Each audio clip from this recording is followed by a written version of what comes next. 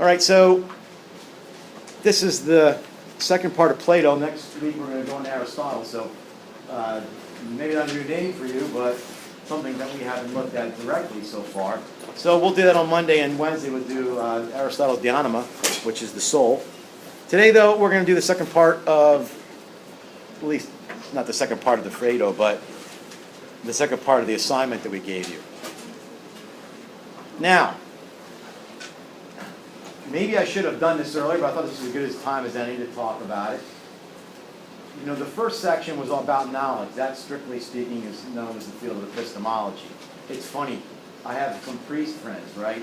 And when they're in their lay clothes and they're out on vacation or something, they told me the last thing they ever want to tell anybody is what they do for a living, because everybody has 5,000 questions for them. So I said, what do you tell them they do? They said, we just tell them we're epistemologists. They don't know what that is, but that doesn't even sound interesting, so they leave it alone, right? So the whole first section of this was epistemology. How do we know something, right? And you just got a taste for it. You got a taste for it at the ground level. You can go pretty deep in such some of those, I want to say, enterprises into how one knows. Now we're into something that's more or less metaphysics, all right? And metaphysics really studies anything visible or invisible. It asked, let's start this way. It literally means after physics. So when Aristotle was writing works on physics, like what we know as like some of the sciences, when they went to catalog his stuff very early, like probably right around 1st century BC, AD, when they were cataloging his works, after they got to the metaphysics, they had this other stuff, and they didn't know exactly what category to put it in. They literally put it after the physics. I mean, so that's where the word comes from. So now we're talking metaphysics, after physics. When I say that it's the big questions, it's all things visible and invisible. A few caveats, right? Not everybody believes in the invisible, in the immaterial. If you're a materialist atheist, then there is no such thing as what's invisible. That's just stuff that is made up and superstitious. So it gets a little hard today to say exactly what metaphysics is in a definition, only because it's changed over the years. If this was in the ancient time or even prior to the medieval period, we could talk a little more confidently of what exactly it encompasses. But it's all the big questions. Does anybody want to take a guess and venture like what metaphysics studies? It could, but yeah, because that would be an intense of reality. So you could get that right, because we're talking about the soul and it's external. I mean, internal and stuff. What else? Existential questions. Yes, very existential questions, right? So it's always like what a thing is. So if epistemology was how do we know that thing, metaphysics says, well, what is it? What is happiness? Well, to talk about what is happiness, but you didn't talk about things that you might not consider, relevant, but it is time. What is time? Is time only measure change? If it only measures change, then is there a time where there is no change? Where would there be no change? Some eternal sphere, right? How do you measure time? Is there something without time? Is it constant? I mean, this really is something that, even the hard sciences try to venture in. And by the way, when physics ventures into this, you're almost venturing into philosophy. So when you hear people starting to talk about the theoretical ideas of multi-universes and such, which is kind of an ironic word, right? I mean, universe means one. How can you have multiple ones, right? But if you talk about multiverse and, is there something on the other side of black holes? I'm just talking like, the sci-fi way. They're into a type of study that's more philosophical than not, right? And that's usually when you see conflict. You're not going to see conflict between science, hard sciences, per se, and philosophy, except when they try to get on each other's skin. Like when physics starts to dwindle into philosophy, well then philosophy can start kicking it back and say, well, hold on now. And this happens too in other realms, like even in theology. Theology is a type of metaphysics, right? So, it's one thing to talk about what a human being is. When you start talking about personhood, if the empirical scientists started to try to get into personhood, the metaphysical people would be like, hey, this is my stuff now. You're on my ground. So now we talk about this. So it's that, it's consciousness, right? Artificial intelligence, all those things. The study of the mind, we're complete into neuroscience and such. And sometimes people that try to, neuroscientists try to bleed into philosophy, and some philosophers try to bleed into neuroscience, and that can go haywire sometimes, right? So there's this talk on Saturday in this one group I'm involved with. He's internationally known, but he almost talks about the world like it's a projection of the mind.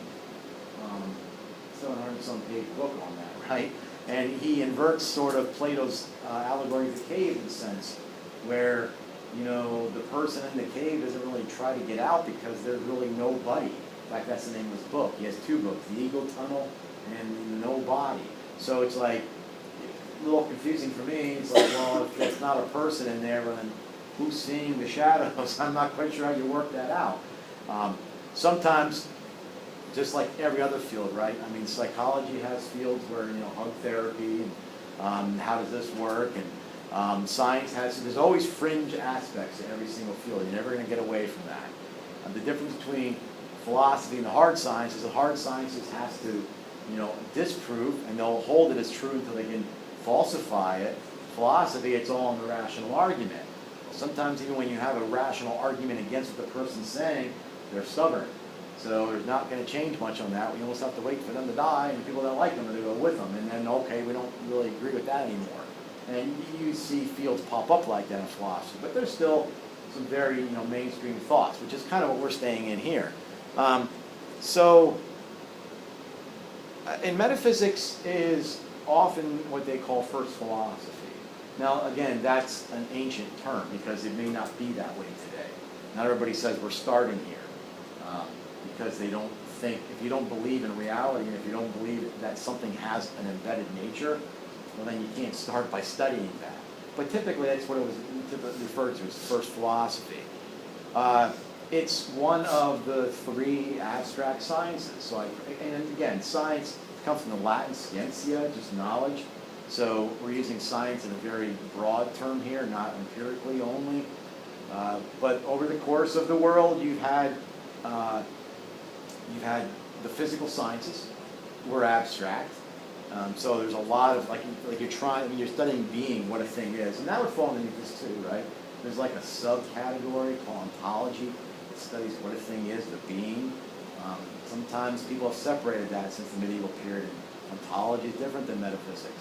But anyway, physics would study things being in terms of motion and change, right? That's what physics does. But they could measure things. Mathematics is another metaphysical field. It studies things in terms of quantity and extension, right? How big it is, what the line is, how many it is. So even though it's a very abstract science, there's still something there that you could put your finger on and point to it and such. The difference in metaphysics is typically referred to as being qua being, right? It's just being on being.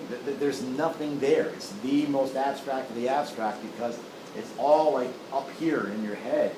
And this is maybe a terrible analogy, but what I've found is people that have a hard time with abstract thinking have a hard time juggling 7 different, ideas in the head and how they might be synthesized and such. And it gets a little hard to talk about it and to articulate it per se. So anyway, those are the 3 abstract sciences. Metaphysics amongst them was usually, at least for a long period of time, known as first philosophy. And it studies the big questions. So yeah, anything from happiness to consciousness. So what is, and it may sound funny, but when it studies the essence of a thing, they just always put the suffix ness on it, like humanness, So the essence of human is humanness. And it doesn't sound so odd there until you talk about the essence of a toaster.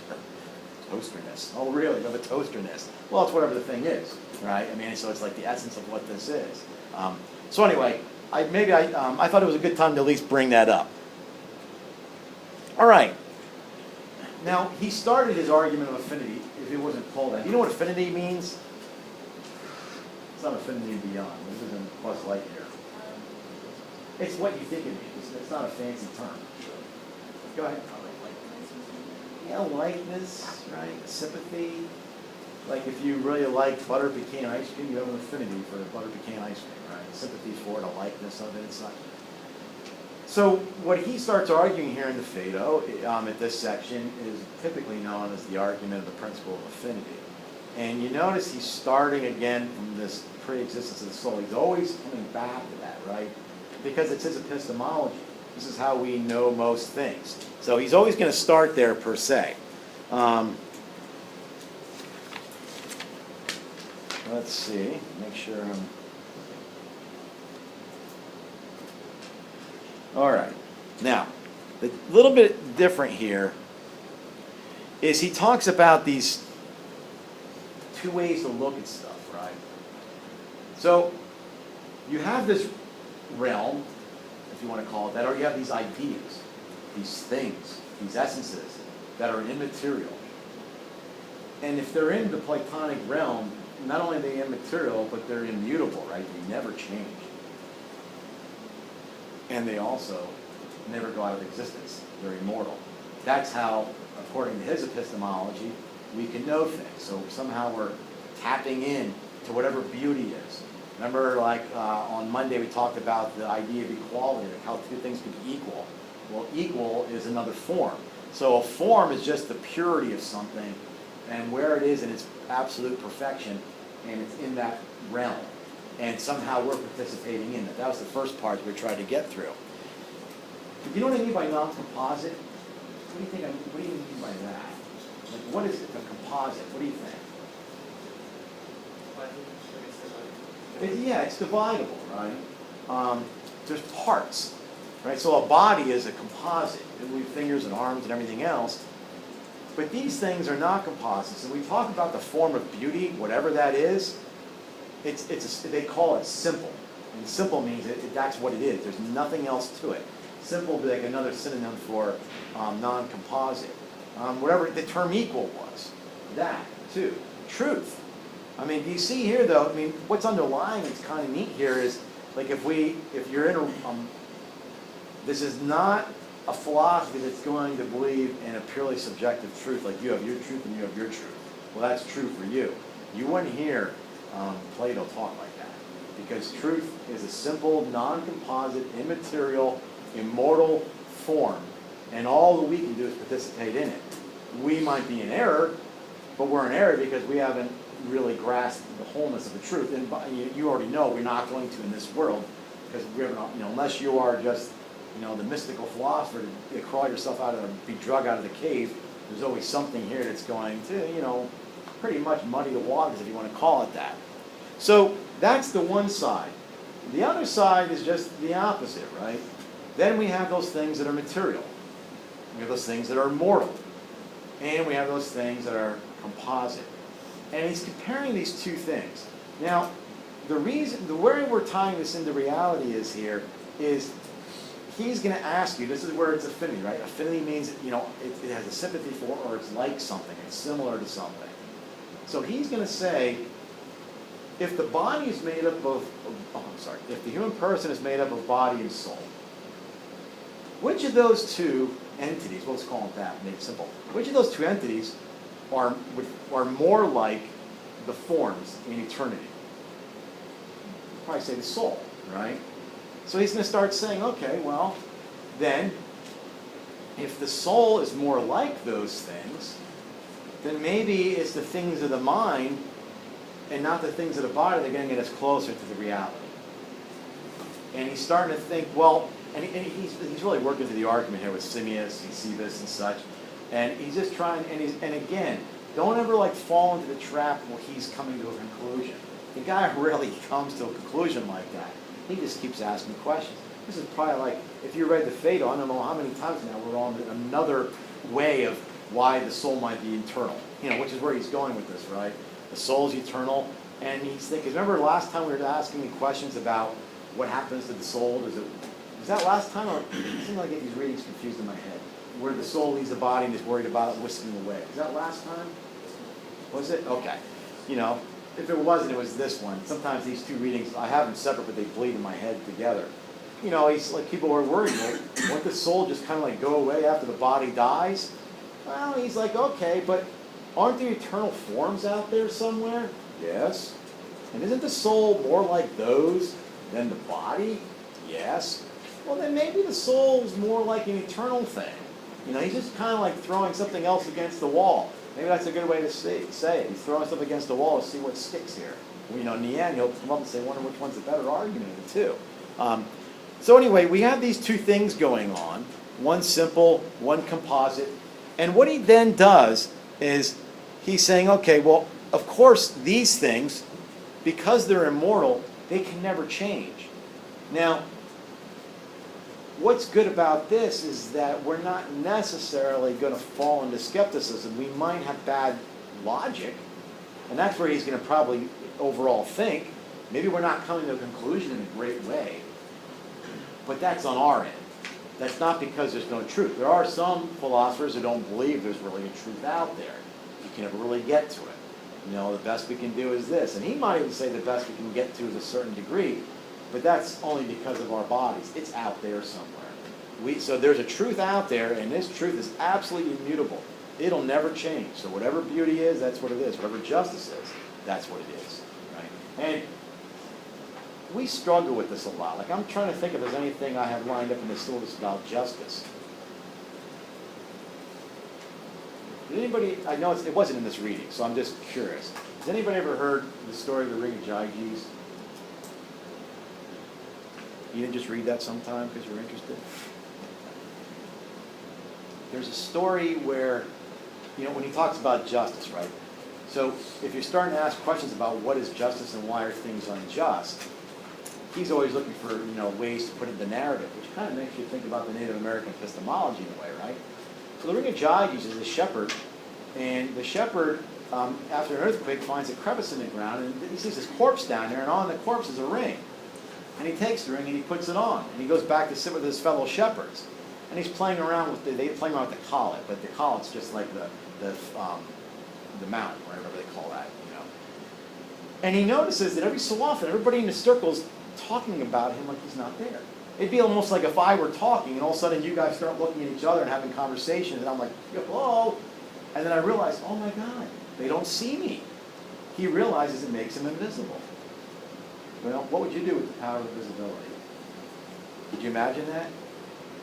Would you study? Because nobody, forget about DNA, you're not going to drop some hair, you know, they're not going to find out, hey, you were there. If you really liked somebody, talk about getting away with creeping. You can go, they would never even know you're there.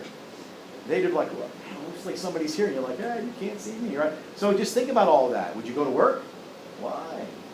Let's go to the bank and get money. You hungry, Chick-fil-A? Don't worry, I got it. Reach over and grab something, right? His point is, people probably would think that you profit from this injustice. And if you were invisible, now what did Gyges do? Well, he went for the golden ring. He seduced the queen, and with his invisibility, killed the king and took over the kingdom. He went, you know, might as well rule the world, right? He was like little Dr. Evil. But the point is through all of this, Plato's trying to make the point that we're kind of forcing ourselves to be just, because if we didn't force ourselves to be just, if we had the power to not be just, it would take a pretty iron will to force ourselves there, right? So, but he couldn't say anything like that if justice wasn't something true and immutable. It couldn't be justice for you and justice for me. It had to be one thing, a simple thing, and that we find some way to participate in. Okay, so the story, by the way, does any of that sound familiar, like Lord of the Rings? Where you got it from? Okay, so Tolkien got it from. So the idea is, like, these ancient philosophers, there's some good meat there, right? I mean, there's some good stuff there that tells us, you know, like, well, in the world, because you might say, well, okay, but who in the hell is invisible today? Plenty of people, right? All you need to do is, you know, if you're in a corporation and maybe you guys aren't exactly doing things that are ethical. It might be legal, right? Because we're not talking about what is or is not legal. We're only talking about what's ethical. Well, maybe what you're doing is not illegal. You're a politician. You're saying whatever. You know, you're a lawyer saying whatever to get over. This kind of bleeds back into what we were talking about the other week. Charging more than you should, but hey, it's not like you did it, right? You can almost make yourself invisible in a corporation, and the corporation could be doing something in injustice. And they can't really blame you, but you're participating in it. You're responsible. Yeah, but I can't do anything about it. You're going along with it. Yeah, but it's not just me, because you're invisible. I mean, you see, there's different ways to be invisible. You can kind of like hide yourself in the shield. Like, just think of a normal corporation, right? I mean, we don't know who to blame. If a corporation is doing something terrible, we want to go right after the CEO or whatever. What's he going to do, or she going to do? She's going to say, look, if I don't do what the board of directors tells me, they're just going to replace me. So I have no control, all right? Let's blame the board of directors. But you can't really blame them, because they're going to say, if the stockholders don't get the return on their investment that we give them, then we're going to go under.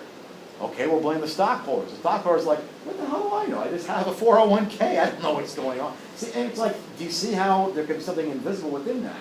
So there's a lot of applications with what they're saying. But the point that I'm only making here is it has to be immutable. It cannot be something that's relative. So this is something we can at least pull out of all of this, right? Anyway, what he says then is that the soul, the fact that it's immaterial, the fact that it's immortal, and the fact that it is a non-composite, it's more like those immutable forms. Which means, by the way, that if you use your mind to get to those levels, rather than what the body can tell you through the senses, you're getting closer to wisdom. And by the way, he kind of uses as a synonym, not always, but he'll talk about immortal and divine oftentimes, like you feel like he's interchanging the two words. So he's like, we're more divine.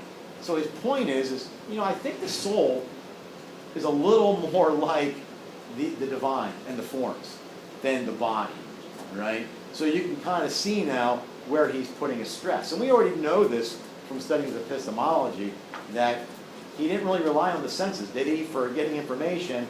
They come from the participation in the realm, their recollections.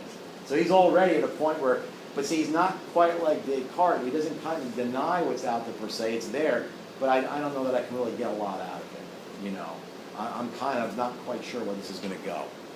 Do you kind of get that? It's sort of neat in a way. I have to tell you this. My wife and my other two daughters, if we were at my house talking about this, they would already have left. This is not for them. My other daughter, it's funny. There must be something like in it. Since she was like in 9th grade, she would spend Friday nights and just want to talk about this stuff. Isn't that kind of weird?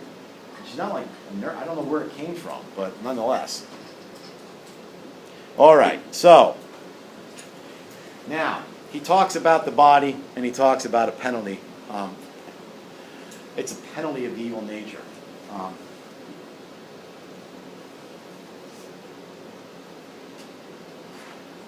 I wanted to think how, I don't know why I worded it like that. It seems kind of awkward in my mind. Here's the thing. If he sees the body and the soul as this composite, and he sees the mind or the soul, probably would use them together, like even in psychology, even though psyche really means soul, talk about mind. It's almost like imprisoned in this.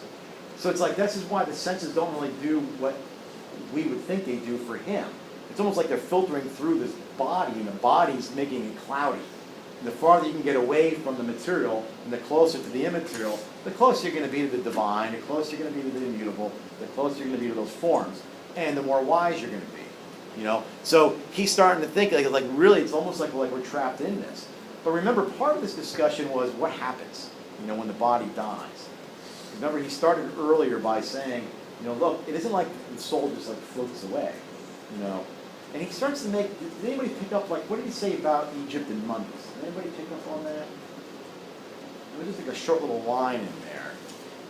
And he wasn't making an overarching point, but he's trying to make a point about what lasts longer, and he's using Egypt and mummifying mummies to explain, well, let's work it out. When a body dies, if you were to embalm it and mummify it, doesn't it last a really long time? Okay.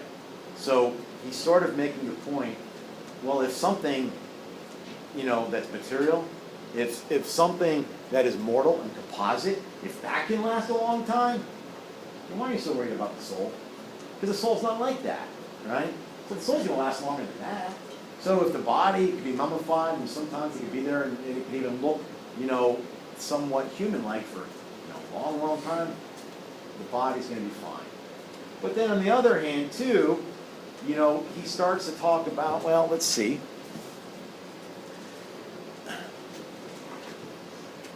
Why he does talk about this I guess is where I'm thinking about the evil. Why would a philosopher try to be a good person? Because there's not a lot of advantages in it, right? So if you go back to the Ring and Gyges, that was part of the point there, is that people are unjust because they profit from it. Again, if you were a stockbroker and somebody came to you and said, like, I want to invest $10,000, what kind of return do you do? Well, give me a chance. So after 5 years, you go back and you give them $6,000. And they're like, what the hell? And you're like, okay, I know they gave you 10, I know you give it as investment, but the company that I invested in, what a nice company. I mean, they gave all the women like a full year maternity leave, and they gave the men family leave, and they gave them better insurance. They dropped their hours a little bit. They did everything that I think is such a wonderful thing. That guy's gonna be like, what the heck? I didn't invest in that, right? So if you gave yourself 10 grand to somebody else and then they come back after the same amount of time, you're like, here's 20, I doubled it. You probably don't want to know what they did. Well, we cut some people, got rid of their vacation, family leave, gone, get back here in 6 weeks, we need production. You're probably not going to ask a lot of questions. So, Plato's sort of saying, do you see how injustice is more profitable? It's this way. But he's making the point, don't do that. He's trying to say that almost is like those things that get riveted to the body, and they're going to hold the body down. So that's why, did you get the point about almost sounding like a Halloween thing in there? I know it's not Halloween this week. But he talks about how the body, actually might have to stay around in the realm of the living for a while, because it doesn't quite, go up to the heavenly sphere. So he says, those things get weight on the body. Okay, I know that I'm old, and I know my references are never, you guys never know what I'm talking about when I use like a cultural reference. That anybody, okay, you heard of Saturday Night Live, right? You heard that? Okay. Have you ever heard of Father Guido Salducci? You gotta, as Mrs. Boyne was saying, go on to YouTube. So, Father Guido Salducci was was a character in the 1970s, and I was thinking about him here because Father Guido Salducci, he pretend he's a priest. He come out there with a cigarette and talk, and he's Italian, and he said, well, the soul is like a bubble, and he said, and after you die, if you're like a really good person, like the bubble go really high, and it goes up to God, and then you're up there with the angels and other nicer people like yourself, But if you're not a nicer person, the bubble may only go like 4 feet off of the ground, and you spend all eternity like at the level of a grill at the diner or something, It's funny. But anyway, that comes from this, right? That's what Plato's talking about. If the soul's not encumbered by the vices, if it embraces the virtues, then the soul will rise up, to the realm of the heavens. And if it's not, then he says it'll be around the level of the earth looking for other bodies to go into. You see, that was his whole point, is that, these pains and these things that attract the body. So he says then, why do philosophers abstain from, lechery, like being, like overly sexualized, or gluttony? Why would we abstain? Because we don't want to be encumbered by these things. We're focusing on the mental aspects, which is much more closer to the divine. And our souls then will be brought to the divine and not left here. He even talks about entering like animals or this or that, if you see. But that's his whole point. So, I think, I don't know if Father Guido Salducci, the character, knew that, but anyway. That's sort of his point. So he says, so what you do, have you guys ever heard of the analogy of Penelope's web? You know who Ulysses is, right? Like, okay. So he was married, to her. She was married, Penelope was married to Ulysses, but I don't know the whole story. I'm not a Greek scholar. What's that? He left her? No, he like went to fight in a war or something. The Peloponnesian War. Yeah. Then he gets like lost in the way, and it's like it takes like 30 to something years to get to like go back home where he lives like the kingdom. Yeah. And then it gets a long time, and so the king for like where he lives, and the people are trying to go marry her because they think he's dead. They think he's dead. Very And good. She starts to like sew something. Well, yeah. Now, why was she sewing? It was something. You're doing perfect. This is very good. She was like, she told us the people who wanted to marry her that once she finishes. The suitors were showed up, and she said, "When I finish this, Yeah. I'll marry you." Yeah, and then she would do it in the day, and then at night she would unravel it, Yeah. and then do it again. So like waiting for him to return. Yeah. 3 years. So every time she would knit, and then she would, like he said, undo it. So this is like what, and then what Plato says here is this is like the reverse of Penelope's web. Like, in other words, she would undo, whatever she did during the day. They said as philosophers, we need to undo whatever aspects of the evil and flesh nature that we've done in our life. We need to undo this, right? So, and by the way, do you know like what happened then? Because after 3 years, they had the shits of this. And then after that, he like gets to the island, and there's like a contest with all the suitors, I think, and then there's one thing like there's like an event with like going out. Yeah. The only one who can do it, and then because he had changed so much during the time away that she didn't recognize him, and so he kind of like went to the contest to be the best suitor, and then when he gets like Disguise, when he and then when he wins. He goes up to their bedroom and he says something about like the bed or something.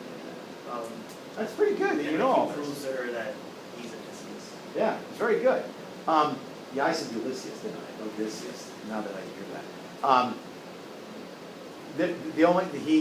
When the suitors did find out what she was up to, they did stay for a few years in the castle and ate, drank, and were married at her expense. They were pissed.